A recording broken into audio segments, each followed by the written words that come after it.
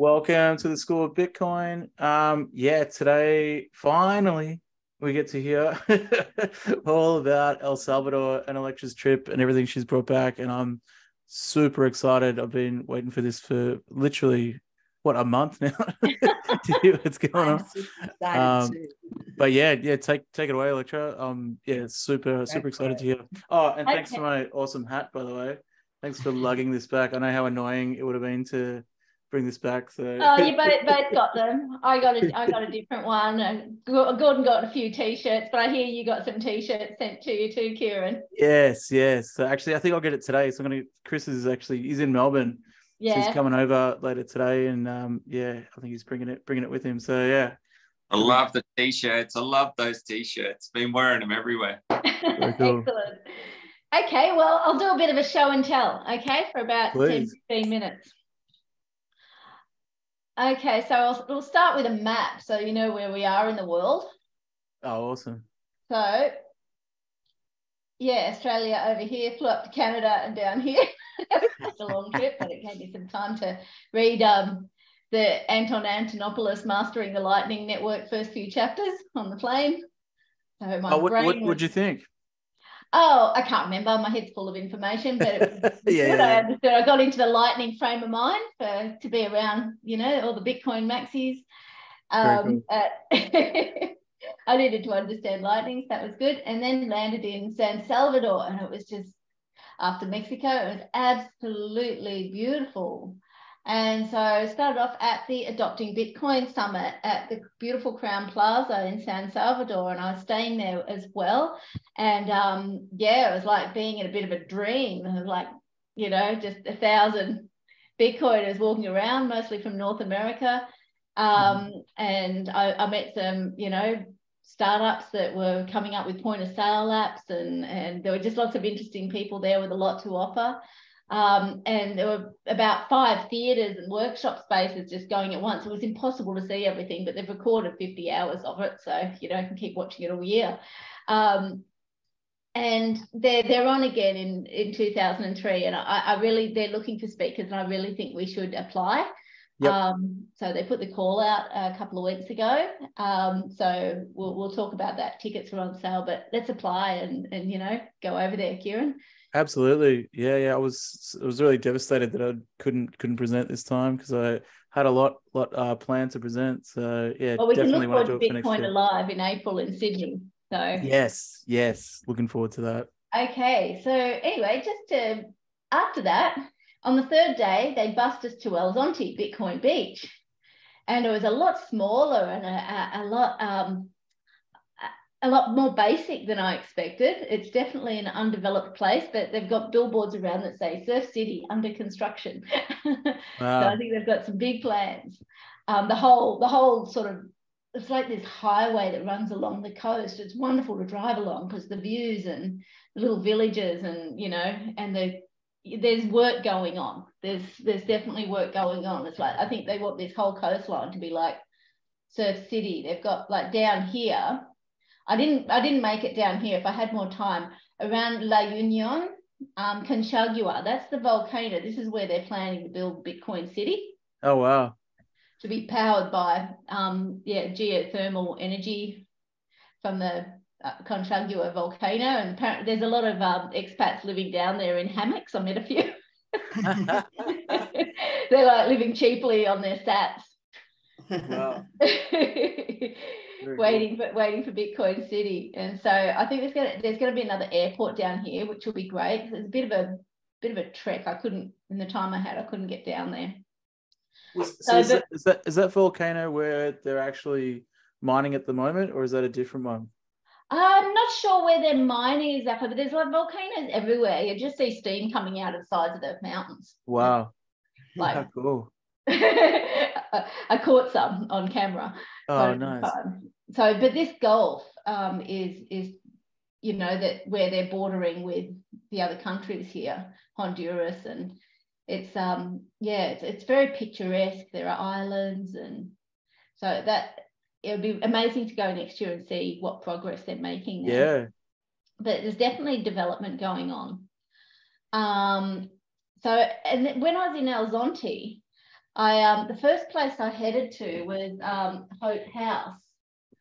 I gave you the T-shirt of Hope House. I haven't got that link open straight away, but that was where they had, you know, it was a bit of an information centre. There was a co-working space. There was an education centre. It's kind of like a digital playhouse, but the kids are also learning English and computer skills for the future.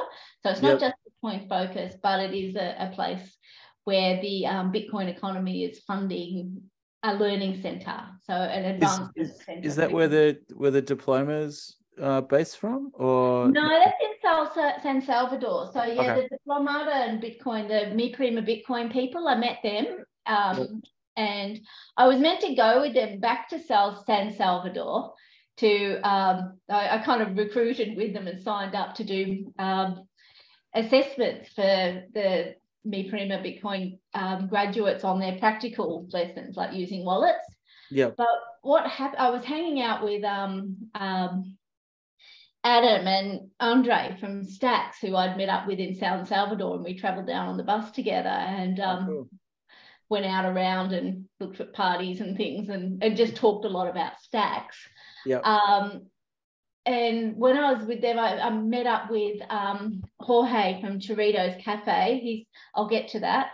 He's a coffee producer, and he was talking with Adam about Adam had minted a Stacks NFT for him, and he was interested in using NFTs and getting his business onto blockchain for you know, supply chain sort of expansions on blockchain. So he was cool. quite interesting to talk to him. I ended up going up to his plantation up in the north. But it was quite funny. My second day in El Zonte, I was supposed to be, you know, preparing to go back to San Salvador to do the Mi Prima Bitcoin stuff. But I met some hackers. And I'd seen them at the party the night before, Dev from Hack Bitcoin. Oh. And I told him about El Salvador, and he said, "You got to come with us." I told him about Digital Playhouse and School of Bitcoin. He said, "You've got to come with us." Yeah. We're going north today in 15 minutes. I was just dressed, ready to go to the beach and holiday a bit when I was on to.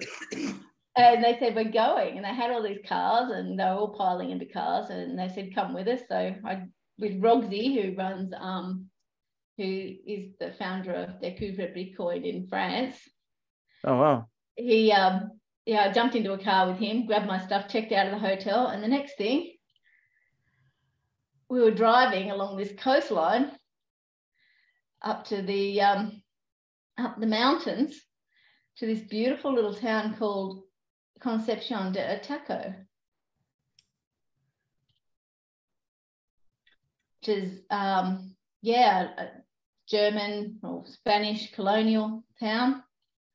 A few pictures to get the vibe. It's just like lots and lots and lots of traders, fresh, cool air, just absolutely lovely. Because the old capital Santa Ana is up in the north, and so there's quite a lot going on up there. But the Bitcoin fever hadn't really reached it, you know. I was about to ask. Yeah, right. Okay. Yeah. Yeah. So when last year when they sort of dropped $30 worth of Bitcoin to everyone who downloaded a Shivo wallet. That's the wallet, the government wallet. A lot of people... The one that everybody loves, yeah?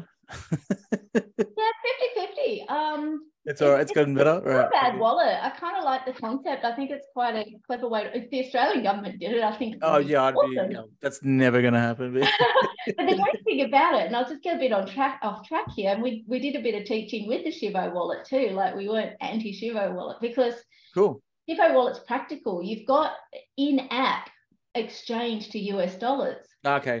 So for a trader who gets paid in Bitcoin, they're worried about paying their bills in US dollars. Yeah. They can do an exchange without having to deal with a bank. Brilliant. Okay. Yeah, cool. Or sign up with an exchange, which is kind of handy. Is that based on Strike? Like, are they using Strike? Yeah. Oh, it is. Oh, that's cool. Oh, very cool. Yeah, so I thought that was pretty cool actually. But you could leave some in Bitcoin as well. Yeah. So that's awesome. But yeah, the point is that no one had any financial literacy education around Bitcoin. Like these people use cash, but like 80% of the country or something is unbanked. Yep. And they just don't have any, concept of digital money, let alone Bitcoin. Yeah. They don't have ATM cards. So they just use US dollar notes. So there's quite a bit of hesitation of just not conceptually understanding it. So anyway, the Hack Bitcoin guys, they wanted to get out into the regional areas where people are, where there is that apprehension of digital things just because of no experience with it. And they want to fulfill the need to have the right tools to adopt the new legal tender in El Salvador Bitcoin. So it was an experiment of how you could go into the countryside with people and get them using Bitcoin. Okay. Very cool. So sponsored by Bitfinex. Yep. And Voltage, Seed Sign. Oh, cool. Yeah, these are the things that were being used, the sponsors, and also Galloy crowdfunding we used as well, which looks great. Cool. Sorry, no, not Galloy. Galloy's Geyser crowdfunding app. Geyser, cool. Is that Bitcoin based? Obviously. Yeah, Lightning. Very cool. So they were there as well. Awesome. And so we did the crowdfunding for the school. What's open timestamps? I don't know. I missed that one. Interesting. So yeah, hackbitcoin.org. Cool. So they're linking tech possibilities with the needs of the locality, opportunity for developers to be present with the locals. So, some of the people from Bitfinex and these guys were there, Geyser. Enable local people to develop better solutions for their day-to-day lives. So, bringing the tech to the people and teaching them how to learn to use it for themselves. So anyway. Very cool. So they wanted to, they partnered with local educators. So the idea was we went to the school. I'll just find there's me in there. I was always on the end of school photos. You're there, hey? Yeah. So that was at the end when everyone graduated. Very cool. So I'll do a little bit of a slideshow just to put things into context. So we bought lots and lots of stuff with us, lots of toys, prizes, books, and things like incentives for people to stay engaged and win things. So here's some kids with their To the Moon books, which explains what Bitcoin is. Can I ask, with these like students that are there and the places that you visited, do you reckon in terms of the tech, have they got enough technology there to be sort of implementing stuff? So like, for example, Raspberry Pis or Pi Zeros or hardware wallets? No, we bought a lot of that stuff. With you. Yeah, cool. So that was paid for by sponsors and gotcha. And like, Satoshi chip or what seed signers, they gave us stuff. So we had like bags full of stuff. That's awesome. And and it was being given to them. Very cool. But yeah, I mean, they all have a phone. So, we're starting with Bitcoin Beach wallets and Chivo wallets, and Moon wallets were popular. Yep. Wallet of Satoshi, I'm guessing. Yeah. Yep. Here we go. I'm going to just scroll through. So that's Rogsy from I think it means rabbit or something, but he's really into rabbits. So he's been doing Bitcoin teaching in Africa. He's from France and he has this completely open source education. He said, I've got everything for you, just use it. Wow, awesome. So Dakuva Bitcoin, you can just switch to English, which I have. 100% free training. There's everything there to teach people Bitcoin. Oh, fantastic. He was brilliant. He did his presentations, which I'll show you in a minute, little bits of. He just engaged everyone from the beginning with these really beautifully designed with rabbits presentations of how Bitcoin works, what it is, why it's important, all the sort of core stuff of the diploma of Bitcoin. But, we had in the room mostly the average age was about 12 years old. Yep. So he's got like animations and stuff. Yeah. Very cool. I love it. Oh, here we go. Here's the Hack Bitcoin article. about what we did. But this, Oh, nice. that's so. I mean, he's just got. It was just very well done, and we were sort of with him to actually sit amongst the kids. So there was one of us every like 5 kids, getting hands on with them, helping them with their wallets, making sure they were writing down CE words and Brilliant. And doing breakout sort of workshops. Great. That's awesome. So anyway, but I really wanted to show you on his site. So in the Discover Bitcoin Academy, they've got a Bitcoin University with actual courses, Bitcoin 101, 102. And he said he wears a hat that says open source everything. He wants it used. Yeah, awesome. He wants to help us. They've got all these courses and how to set up Bitcoin Lightning node. You post that link? Yeah, please. So would he? I mean, you can find it all on the Discover Bitcoin site. Yeah, cool. Okay. So would it be okay? Or I mean, assuming we can, the translation and everything's okay. Yeah. Utilize some of his stuff for School of Bitcoin. Yes, that's what Yeah. I've been wanting to fantastic. show you. So, but just move. There's 2 parts to this. So this is the source of education. This is everything he's been writing for the last 5 years. He wants it out there. He's got some projects. He wants to partner with us. They're not looking for opportunities. They just want this. They want their curriculum, their resources to be used every country in the world. Brilliant. Really? Okay. So they're giving us a head start. Yeah, that's unreal. Now, well done. So now back to Hack Bitcoin. Hack Bitcoin organised this event and brought Rogsy because he had the material and was a good presenter of it, and he's done similar things in Africa. Hack Bitcoin is the experiment where I didn't really quite know what a hackathon was. I understood a hackathon to be something coders do, but I didn't quite understand it. Like, we were in a school with school kids. The school allowed us to come and said the school principal was interested and just, gave us his school for a few Very days. cool. Yeah, that's awesome. And then the idea was, if you get the kids to learn, because they're fast learners, they're curious, then they go and teach the adults, right? Yep. So that's the place to start. And a lot of this was very, your approach, Gordon, what you've done for the last 5 years, it was just completely validated by what these people were doing. So it was like, you would have fit right in, Gordon. Yeah. So with the exactly right. So with the hackathon, so it was getting the students to run the hackathon and just come up with ideas and what they'd sort of build out within the day, or like how did we kind of activated them. It went over 3 days. Oh, cool. Yeah. So the first day was just kind of just listening and learning, because conceptually this was all so new. Yep. The second, and getting them to download wallets. Yep. And then some curious locals came in as well and sat down in the school. It was all pretty open. And the third day, the second day it was very hands-on. There were workshops. The third day was about traders and getting market stalls. So it was actually putting it into play.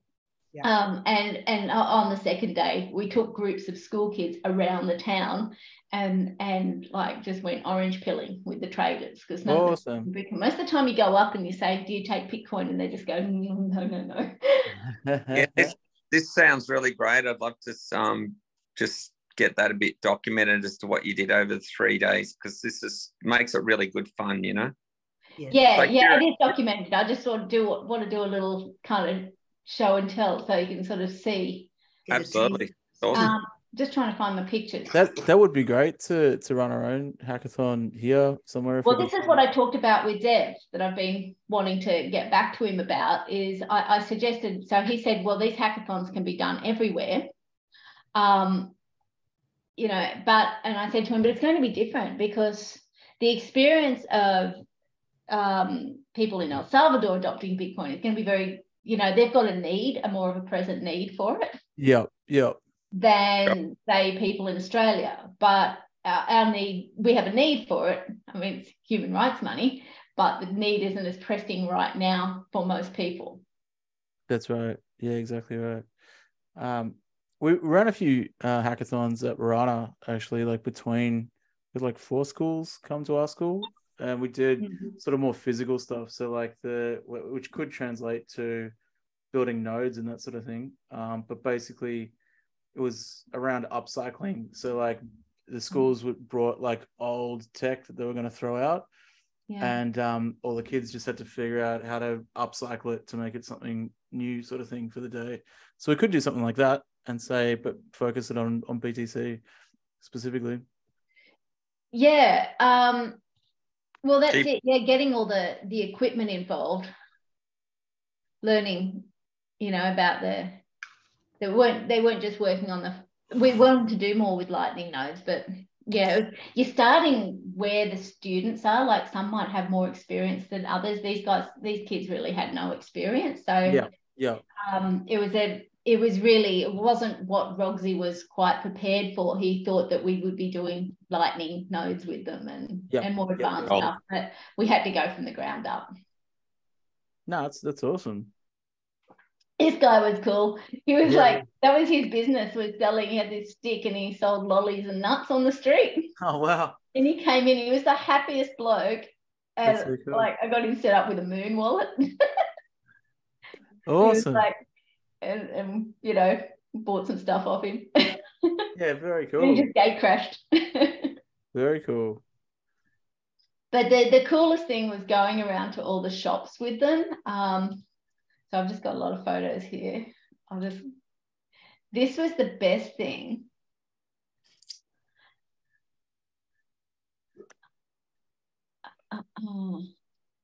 Okay. We went around and sort of haggled with the store owners to take, because it was a competition. So everything was done with incentives, rewards. We had to go around to the, whoever could go and buy cleaning equipment. We had to go around and buy cleaning equipment for the school. All right. So we went around to all the shops because the goal was, the guys that crowdfunding was used for a purpose. Everyone voted what they wanted to raise money for the school, and it was for cleaning products and to make the school clean. Oh, nice. So awesome. We broke off into like 6 or 7 groups of kids who went around to the shops, and they had some Bitcoin on their wallet, and they had to buy cleaning supplies, brooms, anything in Bitcoin. Very cool. Convince the traders to accept Bitcoin for the first time. So it was an orange pilling exercise amongst the traders with the kids. Yeah, that's awesome. So like for the people, so for the vendors, even though it is legal tender, most of them just don't even know what it is. Is that the in these none of the rural areas? No. Yep. So it's just like along where the tourists are, and in the city. Yeah. But like just these little shops. They got no idea. Yeah, no. Right. But they were more receptive to the school kids than to us, just like white people coming in and saying, of course, yeah. Money. Is there a map there of like places that accept it versus places that don't, or is it just no, it's not really mapped. Yeah, it's really because there's an app for it. What's it called? This is just a classic school kid just orange pilling a that's artist. Oh, it's just called BTC Map, so you can actually just install it and verify as you go. It's pretty cool. So it'd be good, like for an exercise for those kids. Be like, oh, cool, you're on the map now, and then put it in. Oh, that's cool. Yeah. BTC Map. Well, that was it. Like you don't see a lot on BTC Map. I think I have looked at it before. But yeah, you're right. There's been a bunch, and there was one like baked into Wallet of Satoshi as well that kind of disappeared. But it looks like this app in particular, they're looking at like verifying, because there's a lot of places on there. Like there's a pizza place around the corner from me that it supposedly accepts it, and I called up and they said no, that was like 5 years ago. We don't do that anymore. So I think they're trying to like verify places. Yeah. Right, yeah, because they might have just done it for a little while, but they don't still do it. Yeah, change of owner, and it's like yeah. So this article, I've just given a link to it, which is just a kind of summary of what was covered. I'm finishing an assignment at the moment, and then I'm coming back to this, but because I want to. This is the Geyser Fund. Oh, that's awesome. Fundraiser project, and I would suggest we use Geyser. Yeah. Student movement for a taco improvement using Bitcoin for the future. That's really cool. We should contribute to that for sure. Yeah. I've chatted with someone from Gympie Council who will give us some space to do a Bitcoin hackathon in Gympie. But like, cool. How do we do this? They went to a school, and I reckon traders. Do we do a similar approach? I reckon going to a school is probably the best way to go if we can find one. Actually, it might be worth speaking to Peter Hutton and his new school. Yeah, it's pretty sort of rural, but I reckon he'd be open to it, running an event and seeing what we could do with the students there, because I reckon that'll be a lot of fun, and it might be it'll be different for them, I reckon, because they might not have had much exposure to a lot of technology and that sort of thing. We'd have to have a theme around it, I think. And what I liked about the upcycling of old computer hardware was like kids just brought, or the schools just brought a whole bunch of crap that was going to get thrown out, and they just made all these like wacky inventions from that.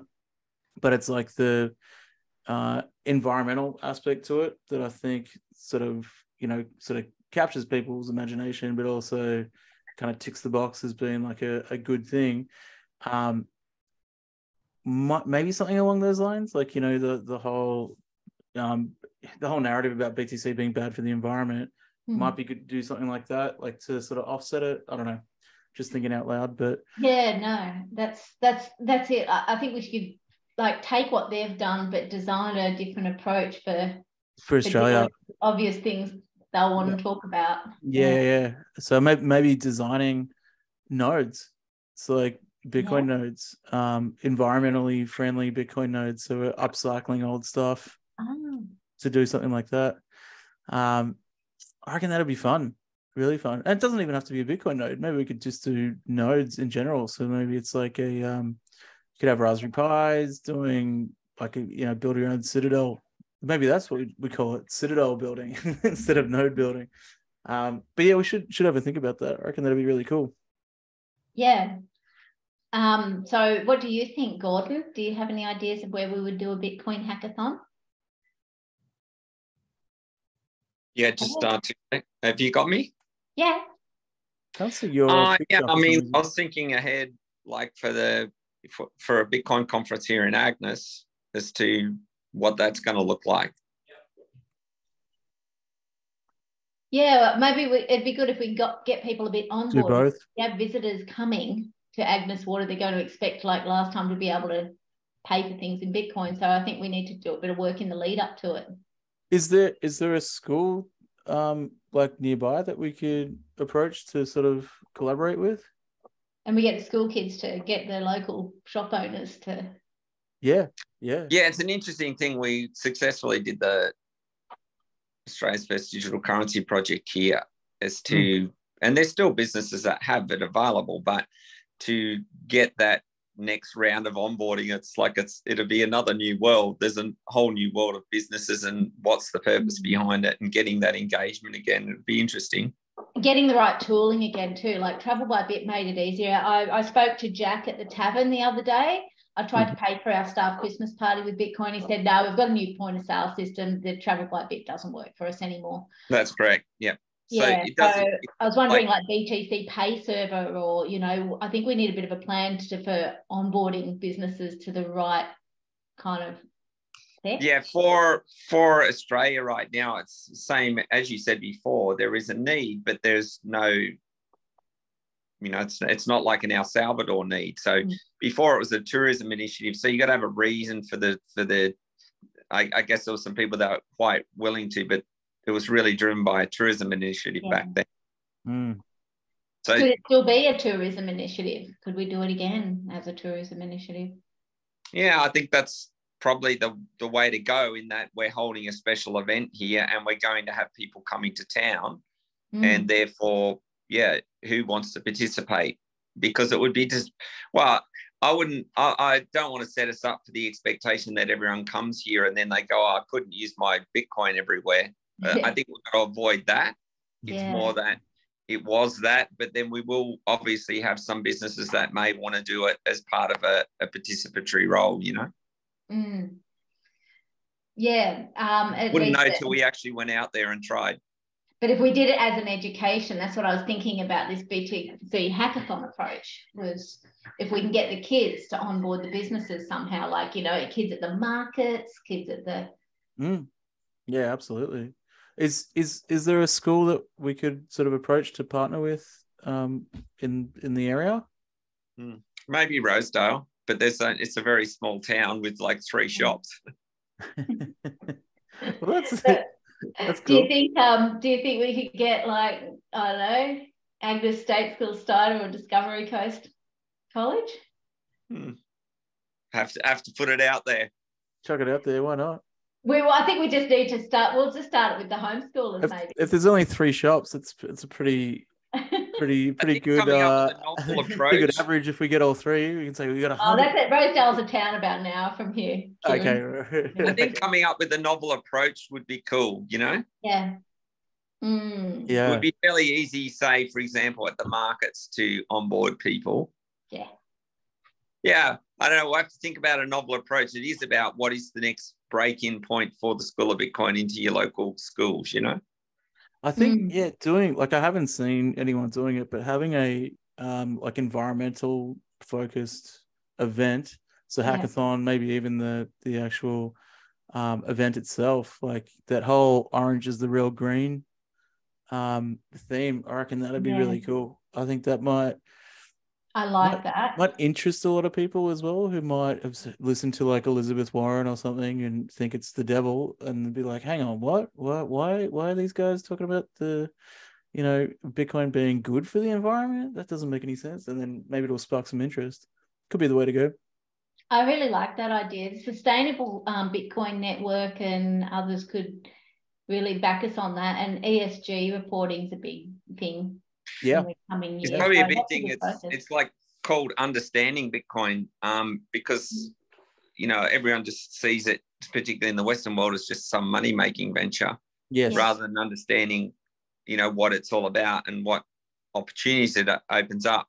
So if everyone to be on a global network 24/7 that anyone can hop on off at any time, and what is required to run a global decentralized network. So then you learn about the miner, and then you learn about the nodes. And so, and it could be a good opportunity to get into the schools to do some sort of, like for Agnes anyway, in terms of that Bitcoin beach type narrative. There could be many, many Bitcoin beaches around the world which connect up the schools. And so that's right. Yeah. Having a point of saying, hey guys, do you want to learn about another country, which are doing something like we're doing here, and we're doing education, they're doing education, maybe a way to get into the school too. Bitcoin Beach 2.0. Yeah, love it. Why not? Yeah, link them up. Yeah, I do think like having like some sort of narrative around the green aspects would just from what I've like been reading and watching lately, with all the FUD that's out there, but then also at the same time, like all this amazing work that's being done around specifically like educating people on why the BTC protocol is the thing to sort of fix climate change or whatever you want to call it, specifically because it's like, you know, energy transfer. So like the legacy system doesn't allow you to store energy. So like having the concept of the legacy system wasting energy and wasting 24/7, whereas now we have a system where you can actually store that energy and send it to the other side of the world. We haven't had that before. So I think, the topic around that. Interesting side of it. And as Gordon's saying, also, you know, if we're going to kind of have these education angles to get into the schools, what are other schools doing around education. So this was just on that point. I just saw this today about Bitcoin mining, you know, actually lowering the energy prices. Mm-hmm. Yeah.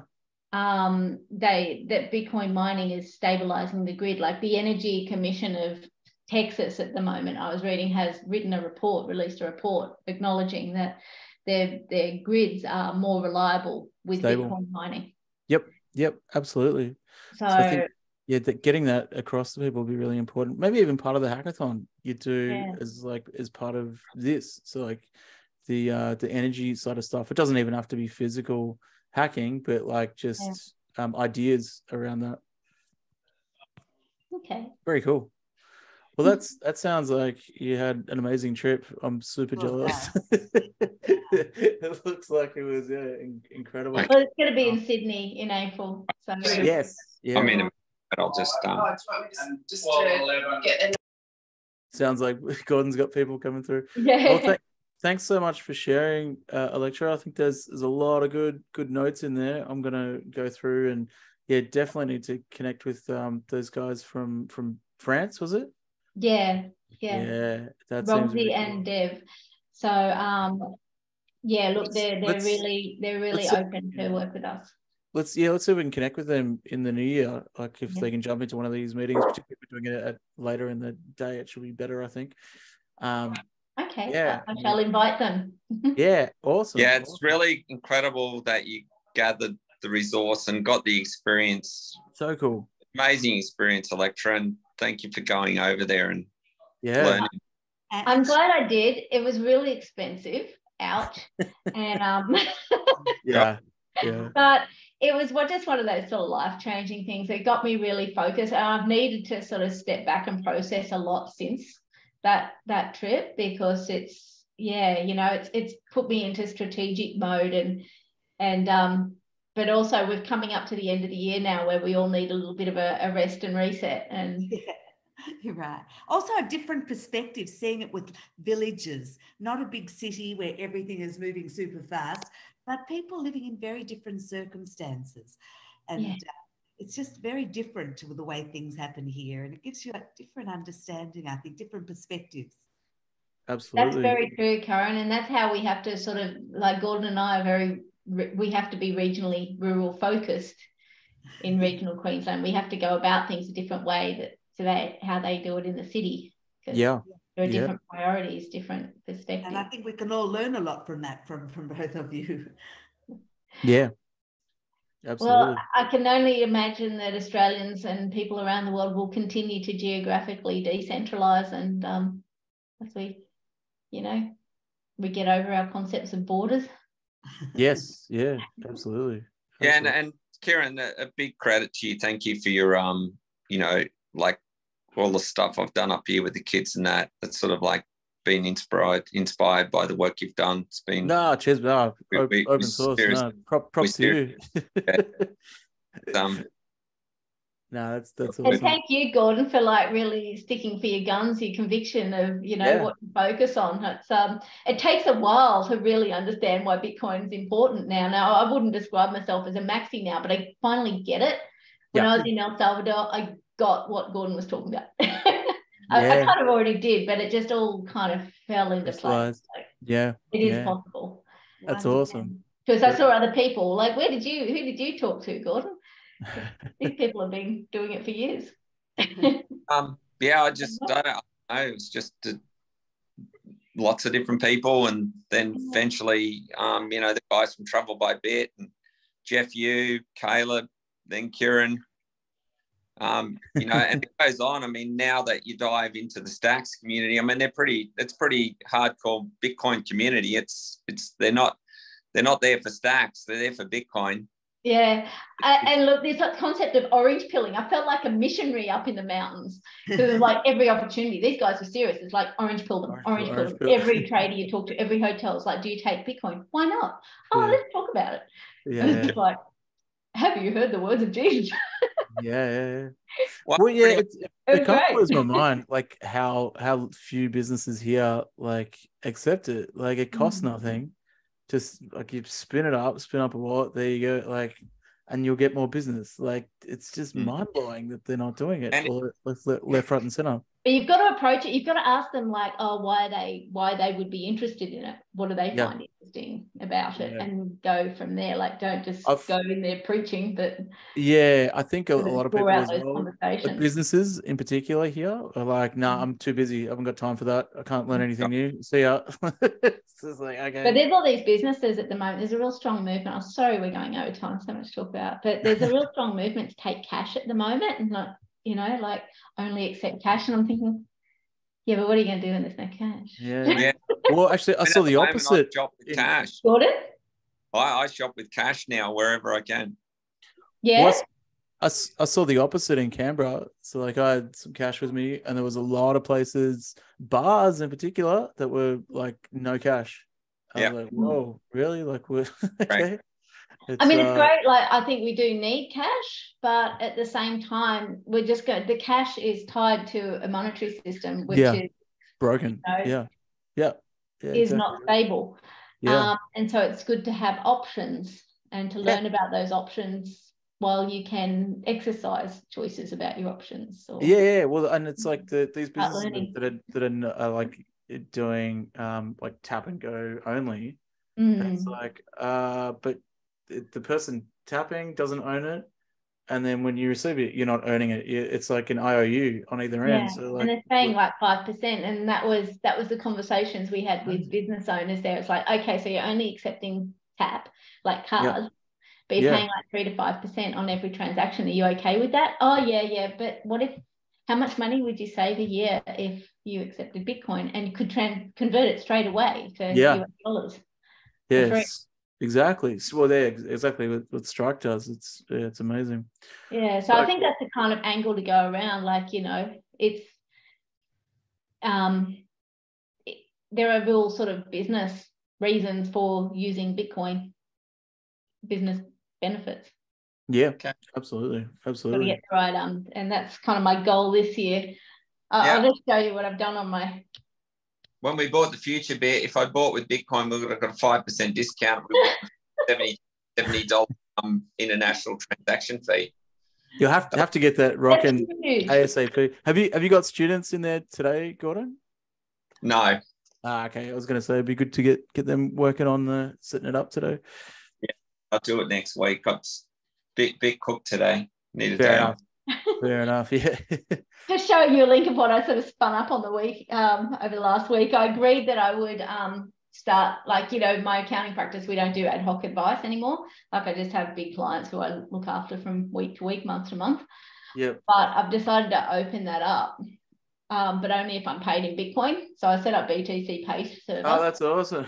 And so I want to help this year businesses onboard Bitcoin into their businesses. So I'm looking for BTC Pay server sort of implementers, and my goal is to make sure that from day one that flow of financial data gets into your accounting system, so that accounting, bookkeeping, tax is a breeze. Because more than 20 years of working with the creative industries, people coming to me with a mess all the time, I just said, I'm not doing it anymore. I'm not doing your tax. We need to be doing things differently. And if you're going to adopt Bitcoin in your business, then how can it be done so it's actually more profitable and painless for you? Integrates properly. That's cool. So BTC Pay server talks to Xero, does it? Well, I'm working on the flow of data at the moment. So gotcha. Cool. I mean, you can get things into Excel. It's about just having sort of processes, routines with managing it. You link all your wallets into AEM Journaler or Cryptio or something, and you've just got to keep adding your wallets and classifying the transactions into your accounting system properly, income and expenses, and keep it up to date. But if you don't add your wallets, I've just found myself, because I'm just spinning up wallets all the time, but I don't add them straight away to our system. No, well, that's the thing, isn't it? After the end of the month, I'm like testing things out and seeing how it works, and it's like, I'll spin that up, and then you kind of forget about it. Like, there's so many I've forgotten about that I've spun up. I don't worry about them for myself personally, but anything you do in business, you got to kind of have a real systematic approach. Yeah. So look, there are no guidelines, there are no textbooks, there are no accounting webinars on it. We're just figuring it out for ourselves. But no, good on you. That's awesome. But I think that's really important if businesses are going to be able to onboard, and this is my goal with Accountants on Chain this year, is to collectively develop, to adapt what our processes in TradFi accounting to this. We need to start harassing Strike to implement in Australia. I think that would be Strike? Yeah. So if you do it so like businesses could, that's how they do it in El Salvador for like remittance. I know they're doing it in Africa at the moment. There's like a number of countries. Argentina, I think, is another one. But if we could get them to implement, it would mean businesses could accept fiat one side or Lightning on one side, transfers automatically into the bank, so they don't have to think about capital gains, any of that sort of stuff. That is exactly what we need. A better solution would be a competent government that got rid of capital gains. Like, I don't think that's really the problem. I mean, it's the system does. The capital gains tax is not the hard bit. Yeah, it's just managing your data, your financial data, and those processes like transferring, exchanging your Bitcoin to dollars at the right. Yeah. Well, but I do think like it's silly. Yeah. Like I bought a coffee, you need to pay capital gains. And like, what? Really? That's insane. Like, well, no, you don't really, because you just that's just good wallet hygiene, using personal wallets. Like I get paid in Bitcoin, and a percentage of my get paid in Bitcoin each fortnight goes to my hardware wallet. The other bit goes to my wallet as Satoshi, and that's what I use for spending. And so but if you're using a private like, wallet, there is no capital gains on any of that, because on your private stuff, the Bitcoin was immediately for a private wallet. But for example, CoinJar. So CoinJar has the card that you can use, so you can actually tap on FBOS machines. But I didn't even realize it was like a thing. I was going around like buying coffee and whatever. I'm like, oh, that's all capital gains you have to pay on that. Like, is it? No.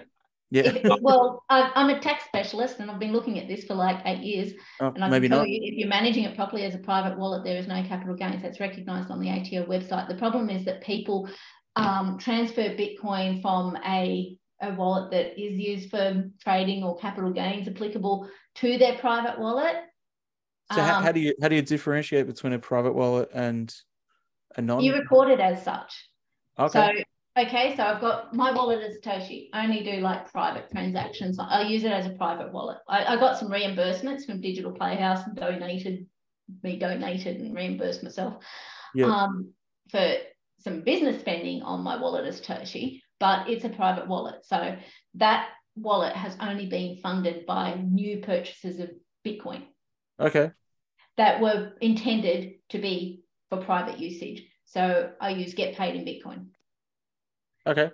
So that converts my salary, a portion of my salary, to Bitcoin. Yeah. And a percentage of it goes to a private software wallet. Yep. So in theory, and then all transactions on that wallet are private. No capital. Yeah, and so in theory, if you use, say, a wallet of Satoshi and you're just buying from wallet of Satoshi, you just keep that as your private wallet. Or if it's a coin jar, or like I was going to open up just one account like Amber, Bitteroo, whoever, just one that I just use to just buy my private usage. Keep it separate from everything else. Yeah, exactly. But you just got to make sure when you fund that wallet, it's from, it's just a private fresh source of Bitcoin. So it wouldn't be like from your business. You wouldn't get paid for business into your wallet as Satoshi, because then it's not a private wallet anymore. Understand. So from that private wallet, you'll say move it back into fiat to go and buy something. And from the time that you've purchased the BTC to the time that you've spent it, moved it back into fiat, the price has gone up. Is that not a capital gains instance? If it's just a conversion of private money, it's nothing here nor there. So if I had a Bitteroo account and I just bought, and it was my private for my own personal use Bitcoin, I'll just put my cash in there in Bitcoin, and I can use that Bitcoin whenever I want. I can transfer it to Satoshi, but it's separately from anything else. I don't have to worry about the capital gains because I'm only spending $10,000 a year private use. Yeah, Okay. that's right. You just gotta document it properly and just make sure everything else is getting accounted for. Look, I still have all my wallets go to my crypto tax calculator account, but I classify it as personal. Hey, So Rick, I've got it automated in there, so everything from that wallet is just personal. Interesting. guys, I've got to rock and roll. So No worries. Yeah, we've gone way over time. Thanks so much for sharing, Electra. That was awesome. Really, So I really think that's cool. something that we should cover anyway as part of our sort of Yeah, absolutely. Absolutely. So just a couple of things with Stacks. On I'm working with an intern over the summer. Next 5 weeks, we've got to create a course basically it's starting with Bitcoin and rolling into learning clarity. Cool. Which hopefully they're looking to roll out through university at Griffith University next year. So I'm going to need to just reach out, a bit of help. Awesome. Awesome. So James Dora, she's an intern. She's being paid to develop this course 20 hours of the week. So it's going to be awesome. Terrific. Very cool. Oh, I love it. That's Nice. amazing. Well done. Hey, Well done. good to see you all. Got to rock and roll. Have a great Christmas. Merry Christmas. Yeah. Hope you feel better, Karen. Hey, have a great Christmas. Get well soon, Karen. Yeah, yeah. Gordon, can I pick up the Too I'll late. message him. See you I'm guys. still recording. Bye. Wanted to pick up the Bitcoin mining gear and fiddle with it. Oh yeah, definitely. Have to set that up. That's awesome. How do we If you need get help- Mark and Ties? Yeah, have to do that as well. If you need help setting up those, sing out and I can send you some tutorials. I'll leave you alone for 2 weeks. I That's might message you in session though. Bye. Take care, Karen. Bye, everyone.